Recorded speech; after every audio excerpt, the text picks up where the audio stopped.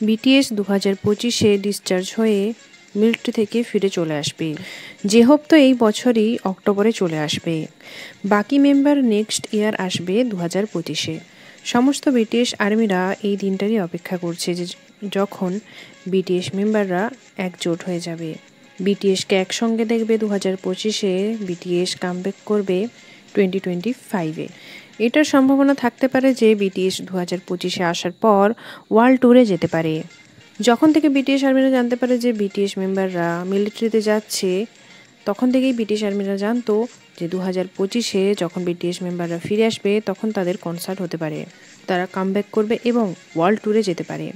কিন্তু একটা আলাদা কোম্পানি এটা কনফার্ম করেছে একটা অন্য গ্রুপদের নিয়ে, সেই গ্রুপের মেম্বাররাও ওয়ার্ল্ড ট্যুরে যাবে, তারাও কামব্যাক করবে 2025-এ।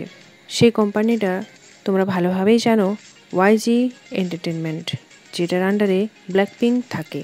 তারা কামব্যাক করবে এবং ওয়ার্ল্ড ট্যুরে 2025-এ বেরিয়ে যাবে। ওয়াইজি এন্টারটেনমেন্ট এটা কনফার্ম করে দিয়েছে যে 2025-এ ব্ল্যাকপিঙ্ক কামব্যাক করবে এবং ওয়ার্ল্ড ট্যুরে যাবে।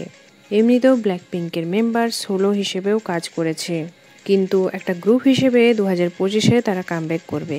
কিছু ফ্যান্স তো এটা বলছে যে ব্ল্যাকপিঙ্ক বিটিএসের কপি করছে, আবার কিছুজন এটা বলছে যে যখন বিটিএস কামব্যাক করবে সবাইকার অ্যাটেনশন কাড়িয়ে নেবে, সেই জন্য অন্যান্য কেপপ গ্রুপ বেশি অ্যাটেনশন নাও পেতে পারে, সেই জন্য এরা এই সমস্ত কিছু করছে।